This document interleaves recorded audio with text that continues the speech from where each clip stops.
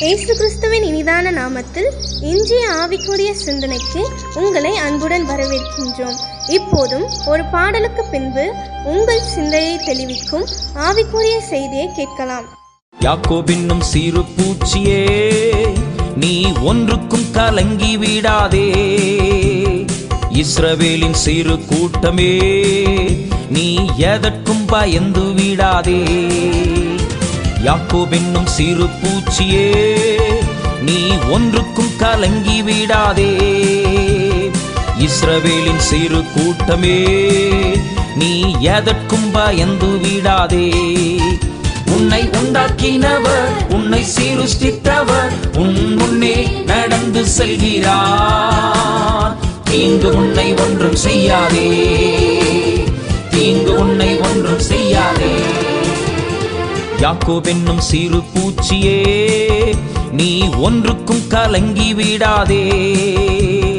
இஸ்ரவேலின் சிறு கூட்டமே, நீ எதற்கும் பயந்து விடாதே.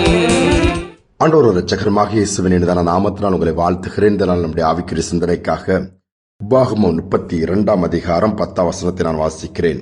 பாலான நிலத்திலும் ஓலையிடுதலுள்ள வெறுமையான அவாந்தர வெளியிலும் கர்த்தர் யாக்கோபை கண்டுபிடித்தார், அவனை நடத்தினார், அவனை உணர்த்தினார், அவனை தமது கண்மணியைப் போல காத்தருளினார். கண்மணியைப் போல நம்முடைய ஆண்டவர் பாதுகாக்கிற தேவன். அந்த கண்ணின் மணிக்கு இமைகள் பாதுகாப்பாய் மூடிக்கொள்கிற அதுபோல நம்முடைய ஒவ்வொரு சூழ்நிலை கர்த்தர் நம்மை பாதுகாத்து நடத்துவாராம். யாக்கோபை குறித்து இந்த இடத்துல சொல்லப்பட்டிருக்கிறது. வீட்டிலே பிரச்சனை, அண்ணனை ஏமாற்றுகிறான். இதனால் அண்ணன் எப்படியாவது யாக்கோபை கொன்றுவிட வேண்டும் என்று சொல்லி அவன் அதற்கான காரியங்களை முன்னெடுக்கும் பொழுது இதை அறிந்து கொண்டு ஜீவன் தப்ப அல்லது இந்த உயிர் தப்ப வேண்டுமானால் வேறொரு இடத்திற்கு போக வேண்டும். பிரயாணப்பட்டு போகிறான். போகிற இடம் கரடு முரடான காடுகளான பாதை. தன்னுடைய மாமா ஊருக்கு போக பொழுது அவ்வளவு சவால்கள். அதுதான் சொல்லப்பட்டிருக்கிறது. பாலான நிலத்தின் வழியாய் பிரயாணம், ஊழையிடுகிற நரிகள், வெறுமையான அவாந்தர வெளிகள் மற்றும் பல இடங்களிலே அப்படிப்பட்ட சூழ்நிலையிலே கடந்து போகும் பொழுது கர்த்தர் பாதுகாத்தார் என்று சொல்லப்பட்டிருக்கிறது. நம்முடைய பிரயாணங்களும் கூட அப்படி இருக்கலாம். பாதுகாப்பற்ற ஒரு உலகத்துல நாம் வாழ்றோம். எங்கு பார்த்தாலும் விபத்துகள், கேட்கிற செய்திகள் எல்லாம் அதிர்ச்சி ஊட்டுகிற செய்திகளாக இருக்கிறது. அதோடு மட்டுமல்ல, விரோதமான சத்துருக்கள் ஏதாவது ஒரு விதத்திலே பழிவாங்க துடித்துக் கொண்டிருக்கிற நாட்கள் இது. பாதுகாப்பிற்காக எவ்வளவு ஏற்பாடுகளை செய்தாலும் பாதுகாப்பை இன்று பார்க்க முடியவில்லை. யுத்தங்கள் நடக்கிற இடங்களில் பாருங்கள், எவ்வளவு பதுங்குக்குழியிலே நாங்கள் பாதுகாப்பா இருக்கிறோம் சொல்லுகிறார்கள். ஆனா அங்கும் கூட பாதுகாப்பற்ற ஒரு நிலைமை தான். அங்கும் குண்டு போடும் பொழுது அங்கும் பாதிப்பு தான் உண்டாகிறது, தப்ப முடியவில்லை. இப்படிப்பட்ட காலகட்டத்தில் வாழும் பொழுது நமக்கு பாதுகாப்பு யார்? கர்த்தர். அவர் எப்படி பாதுகாப்பாராம்? தமது கண்மணியைப் போல நம்மை பாதுகாத்துக் கொள்வாராம். ஒரு சமயம் யுத்த களத்திலே ஒரு அருமையான வாலிபனும் இருந்தானாம். ஆண்டவரை ஏற்றுக்கொண்டு ஆண்டவருக்கு பிரியமாய் வாழ்கிற வாலிபன் எப்பொழுதும் தன்னுடைய பாக்கெட்டிலே ஒரு புதிய ஏற்பாடு, ஒரு வேத புத்தகத்தை, சிறு புத்தகத்தை வைத்திருப்பானாம். நேரம் கிடைக்கும் பொழுதெல்லாம் வாசிப்பானாம். யுத்த காலத்திலே எப்பொழுது என்ன நடக்கும் என்று தெரியாது. ஆனால் கர்த்தரை நம்பி அவருடைய வார்த்தை என்னை பாதுகாக்கும், என் ஆண்டவர் தான் இந்த யுத்தத்தில் எங்களுக்கு ஜெயத்தை கொடுப்பார், அதோடு மட்டுமல்ல பாதுகாப்பை கொடுப்பார் என்று சொல்லி தொடர்ந்து யுத்தத்தில் முன்னேறி சொல்லும் பொழுது எதிர்பாராத விதத்திலே எதிரியின் ராணுவத்திலிருந்து ஒரு துப்பாக்கி குண்டு வண்டிய இருதயத்திற்கு நேராக, நெஞ்சுக்கு நேராக வருகிறது, தாக்குகிறது. அந்த அதிர்ச்சிலைகளை விழுகிறான். அவர்களும் எதிரில் செத்து விட்டான் நினைத்தார்கள். ஆனால் அவன் சாகவில்லை. பார்க்கும் பொழுது அவன் பாக்கெட்டில் இருந்த அந்த புத்தகம், இந்த சிறு வேத புத்தகத்தில் அந்த குண்டு பட்டு அதற்கு உள்ளாக போக முடியாமல் அதோடு தடுத்து நின்று விடுகிறது. ஜீவன் பாதுகாக்கப்படுகிறது. மயக்கம் தெளிந்து பார்க்கும் பொழுது தான் உயிரோடு இருக்கிறதை உணர்கிறான். பார்க்கும் அந்த புத்தகத்தில் மட்டும் டேமேஜ் இருக்கிறது, என் சரீரத்தில் எந்த பாதிப்பும் இல்லை. யோசித்து பாருங்கள். அழகாக ஜீவன் தப்பி அந்த இடத்திலிருந்து வேறொரு இடத்திற்கு வந்து பத்திரமா வந்து சேர்ந்து விடுகிறார். எவ்வளவு அருமையான தேவன்! ஆண்டவரை நம்பியிருக்கிற பிள்ளைகளை எப்படிப்பட்ட சூழ்நிலையாக இருந்தாலும் பாதுகாக்க அவர் வல்லவராயிருக்கிறார். கைவிட்டு விட்டு கடந்து போகிற தேவன் நம்முடைய தேவன் அல்ல.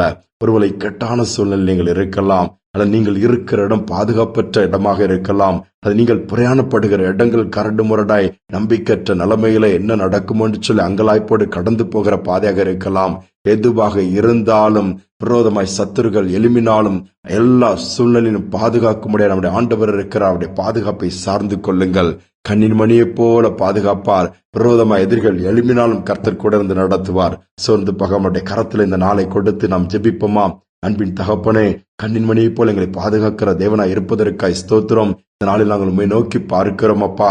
எங்கு பார்த்தாலும் ஒரு பாதுகாப்பற்ற ஒரு தன்மை, கொள்ளை நோயின் தாக்கம் ஒரு பக்கம், வியாதிகளினால் வேதனையினால் பாடுகளின் பாதையில் கடந்து போகிற கூட்டம் ஒவ்வொரு நாளும் பெருகிக் கொண்டிருக்கிறது.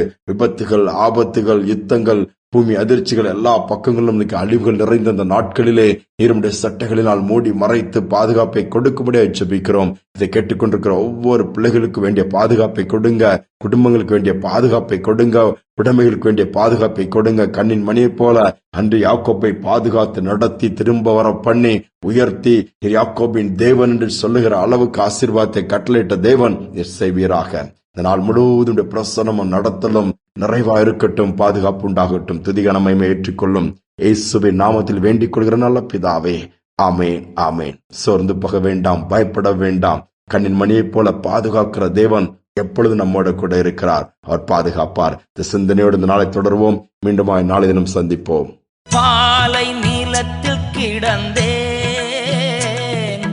தேடி கண்டுபிடித்து, பாலை நீளத்தில் கிடந்தே தேடி கண்டுபிடித்து, கண்ணின் மணி போல காத்து வந்தீ, கழுகு போல் சுமக்கின்றீ, கண்ணின் மணி போல காத்து வந்தீ, கழுகு போல் சுமக்கின்றீ. நன்றி நன்றி ராஜா,